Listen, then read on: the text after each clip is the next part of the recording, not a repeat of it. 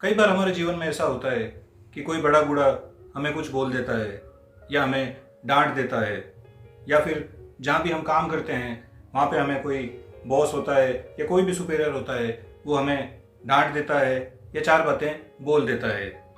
तो हम काफ़ी अपसेट हो जाते हैं। अपसेट इस बात से हो जाते हैं कि हमने तो कुछ किया ही नहीं, बिना बात के हमको चार बातें सुना दी या डांट लगा दी हमारे बड़े बूढ़ों ने, या जहाँ भी हम काम करते हैं हमारे सुपीरियर या बॉस ने। हमें काफ़ी बुरा महसूस होता है। आखिर इसके पीछे कारण क्या होता है? सो फ्रेंड्स, आज एक छोटी सी कहानी के माध्यम से हम यही समझने की कोशिश करेंगे कि बिना बात के अगर हमें कोई नाराजगी दिखाता है या गुस्सा दिखाता है, उसके पीछे आखिर कारण क्या होता है। नमस्कार दोस्तों, मैं हूं श्याम और आप देख रहे हैं हमारा channel find out life. So friends, चलते हैं आज की कहानी में। कहानी में चलने से पहले आप सभी से रिक्वेस्ट है कि प्लीज़ हमारे चैनल को सब्सक्राइब जरूर कर दीजिए और बेल आइकन को जरूर प्रेस कर दीजिए। आइए चलते हैं कहानी की ओर। सो दोस्तों, ये कहानी एक गांव की है। उस गांव के अंदर एक खतरनाक कोबरा सांप, एक बहुत ही लंबा काला सा कोबरा सांप रहता था। वो कोबरा इतना खतरनाक था कि ना तो वो किसी के पकड़ में आता, न ही उसको गांव वाले मिलके मार पाए। उसने बहुत से जनों को काटा था, जिसकी वजह से कई लोगों की जान चली गई थी। गांव वाले उस कोबरा से काफ़ी परेशान हो गए। काफ़ी परेशान होके उन सब ने डिसाइड किया और वो सब मिलके अपने गांव के पास ही एक संत रहते थे, वो सब मिलके उन संत के पास गए। दोस्तों, उन संत के बारे में ऐसा माना जाता था कि उनको चमत्कारिक रूप से सभी प्रकार के जानवर पर काफ़ी अच्छा कमांड या नियंत्रण थी और वो उनकी बात बहुत अच्छी तरह मानते थे। तो जब सभी मिलके उन संत के पास गए और उन संत को अपनी आप बीती बताई और अपनी ये परेशानी बताई, तभी उन संत ने उनकी बात बहुत ध्यान से सुनी और अपनी शक्ति से उस कोबरा को बुलाया।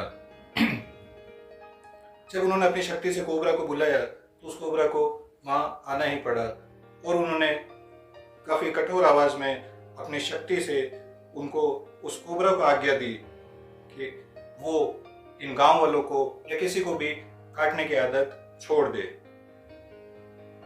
क्योंकि उन संत में चमत्कारिक शक्ति थी, इसलिए उस कोबरा को उन संत की बात माननी पड़ी और उस कोबरा ने धीरे धीरे अपने काटने की आदत छोड़ दी और काफी शांति से रहने लगा। कई दिन गुजर गए, वो किसी को कोई नुकसान नहीं पहुंचाता और काफी शांति से घूमता फिरता रहता था।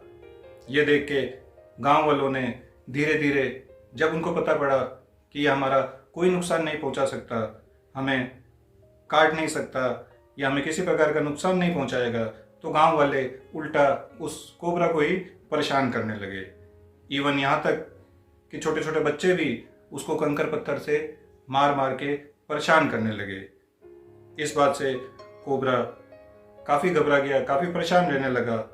लेकिन क्योंकि उन संत की शक्ति के कारण वो अपना काटना वापस चालू नहीं कर सकता था, इसलिए परेशान होकर वो भी एक दिन उन संत के पास गया और उन संत को जाके अपनी परेशानी और अपनी पूरी आप बीती सुनाई और बोला कि ये सिर्फ आपके कहने पे जब तक मैंने काटना छोड़ दिया, लेकिन अब ये मुझे ही परेशान करने लगे हैं, मैं काफ़ी परेशान रहने लगा हूँ।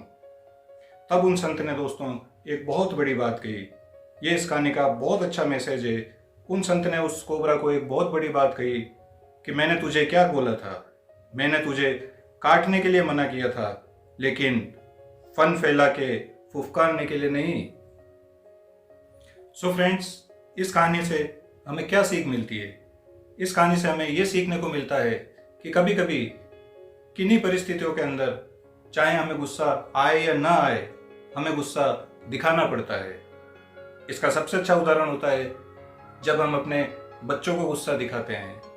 हम बेसिकली उनसे वास्तव में नाराज नहीं होते, लेकिन उनकी भलाई के लिए हमको कभी कभी गुस्सा दिखाना पड़ता है। ठीक ऐसा ही हम जब महसूस करते हैं, जब हमारे बड़े बूढ़े माता पिता, दादा दादी जब हमको किसी बात पे गुस्सा दिखाते हैं या हमें डांट देते हैं या चार बात बोल देते हैं, तब हमें ये पता नहीं लगता कि आखिर ये गुस्सा क्यों दिखा रहे हैं, लेकिन वो हमारी भलाई के लिए होता है। हो सकता है उनको गुस्सा नहीं आ रहा हो, लेकिन वो हमारी भलाई के लिए गुस्सा दिखाते हैं। ठीक वैसे ही हम जहाँ भी काम करते हैं वहाँ हमारे सुपीरियर या हमारे बॉस लोग जो होते हैं वो हमें कई बार बिना किसी बात के 4 बातें सुना देते हैं या गुस्सा दिखाते हैं, नाराज़गी दिखाते हैं। वो बेसिकली अंदर से नाराज़ नहीं होते हैं, वो शायद हमारी कार्य क्षमता या हमारी पोटेंशियल को बढ़ाने के लिए ये सब बातें बोल देते हैं। सो फ्रेंड्स, अगर आपको इस कहानी से कुछ सीखने को मिला या आपके जीवन में कोई भी बदलाव आए तो हमें कमेंट बॉक्स में कमेंट करके ज़रूर बताइए। आज की कहानी के लिए इतना ही, फिर मिलते हैं अगली कहानी के साथ। तब तक के लिए गुड बाय।